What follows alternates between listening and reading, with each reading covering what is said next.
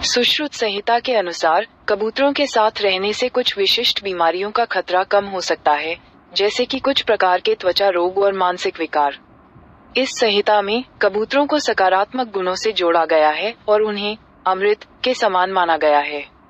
कबूतरों के साथ रहने से मन शांत होता है और तनाव कम होता है, जिससे कुछ बीमारियों का खतरा कम हो जाता है। सुश्रुत संहिता आयुर्वेद का एक प्राचीन ग्रंथ है, जिसमें रोगों और उनके उपचार के बारे में विस्तृत जानकारी दी गई है।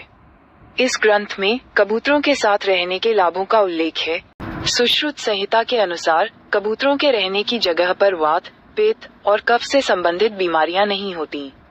यह मान्यता है कि कबूतरों के मल में कुछ ऐसे गुण होते हैं जो इन दोषों को शांत करते हैं, जिससे कुछ बीमारियां नहीं होती।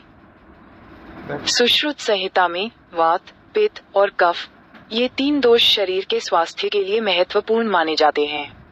जब ये दोष असंतुलित होते हैं तो बीमारियां होती हैं। कबूतरों के मल में कुछ ऐसे तत्व पाए जाते हैं जो इन दोषों को संतुलित करने में मदद करते हैं, जिससे कुछ बीमारियां नहीं होती।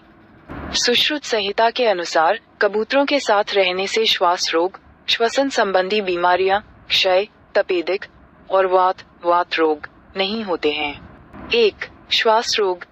कबूतरों की सांस लेने की प्रक्रिया में एक विशेष प्रकार की ऊर्जा होती है जो श्वसन तंत्र को स्वस्थ रखने में मदद करती है। 2. क्षय।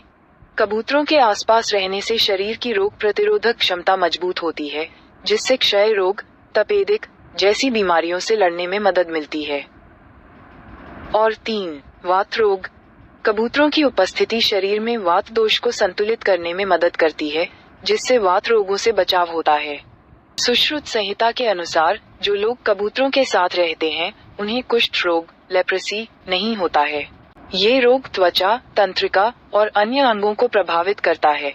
सुश्रुत संहिता में कबूतरों को शुद्ध और पवित्र माना जाता है और उनके साथ रहने से शरीर में सकारात्मक ऊर्जा का संचार होता है, जिससे ये रोग नहीं होता है। According to the Indian culture website, Sushruta Samhita में यह उल्लेखित है कि कबूतरों के साथ रहने से शरीर में एक विशेष प्रकार का तेज, ग्लो आता है, जिससे कुष्ठ रोग नहीं होता है।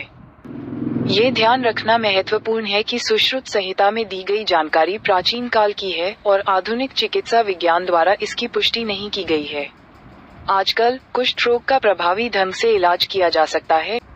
हालांकि ये ध्यान रखना महत्वपूर्ण है कि सुश्रुत संहिता में कबूतरों से होने वाली बीमारियों के बारे में भी उल्लेख है, जैसे कि कुछ प्रकार के संक्रमण जो पक्षियों से मनुष्यों में फैल सकते हैं।